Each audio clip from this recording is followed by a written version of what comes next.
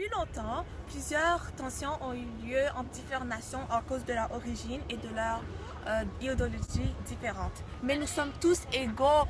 Malheureusement, en 2020, le racisme systémique, ensemble de procédures et de lois qui traitent différemment un peuple par rapport à un autre, est plus filmé envers les Noirs. Donc, ils sont plus discriminés. C'est ainsi qu'il y a eu des manifestations partout dans le monde pour dénoncer cela. La justice à Floyd, la colère et la liberté sont leur motivation. Quel est votre argument à propos de ceci?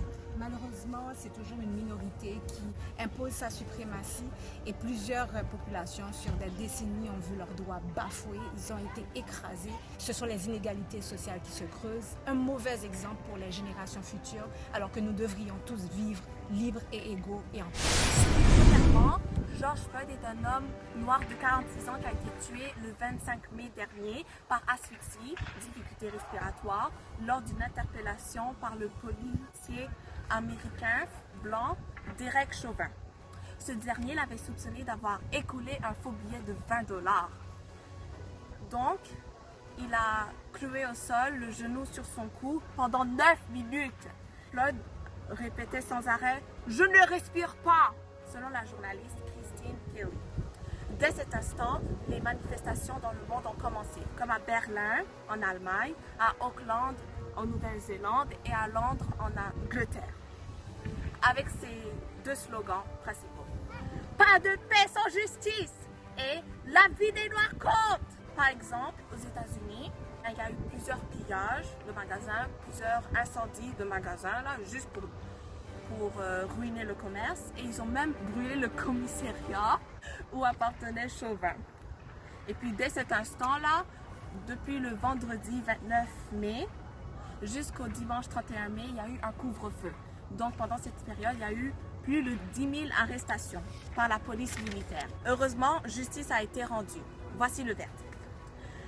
L'ex-policier Chauvin, qui avait précédemment été accusé de meurtre au 3e degré et d'homicide involontaire, voit s'ajouter une accusation de meurtre au 2e degré pour laquelle il risque 40 ans de prison. C'est ce qu'a reporté le procureur général de Minnesota, Kate Ellison, édité par Sophie Hélène Leboeuf, journaliste de Radio-Canada. Alors en gros, cet homme a été accusé de tuer un homme involontairement. Bref, les manifestants voulaient la justice. Mais ce n'est pas tout.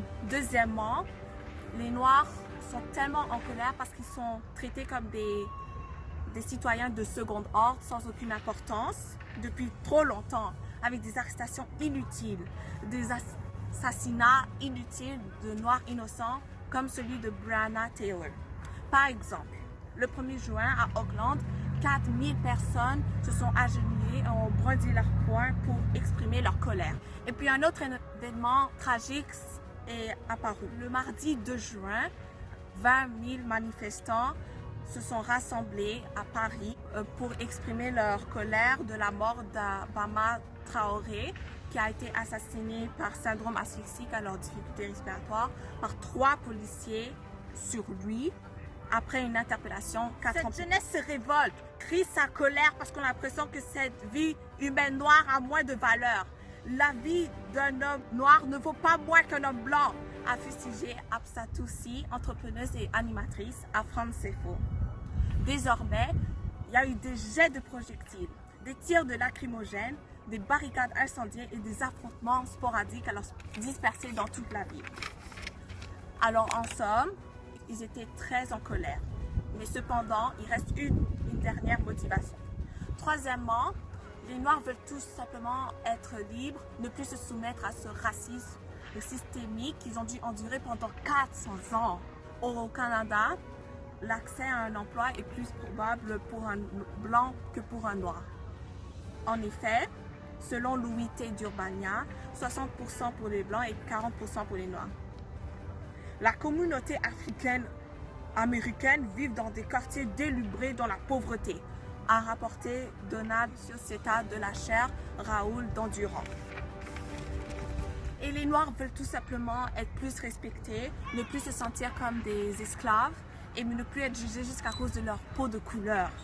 Heureusement, Jane Elliott, auteure, activiste antiraciste américaine et éducatrice, a prononcé ceci. Il est temps d'assister pour que les éducateurs reconnaissent le mythe, enseignent sur le mythe, mais enseignent la vérité qu'il n'y a qu'une seule race. C'est la race humaine. De plus, Joe Biden, le candidat démocrate de la Maison-Blanche, argumente que Trump a transformé les États-Unis en champ de bataille à cause de tous ces policiers de l'armée envoyés. En conclusion, les manifestations ont été poussées par la justice à George Floyd, par la colère et par leur liberté pour dénoncer le racisme systémique. Si vous voulez plus en savoir, vous pouvez trouver sur Le Devoir des vidéos sur YouTube et sur Radio-Canada. Croyez-vous que toutes les races humaines ont subi l'esclavage, le massacre et l'humiliation pendant une très longue période? Si oui, alors pourquoi il y a autant de haine dans le monde entier? Dites-le moi.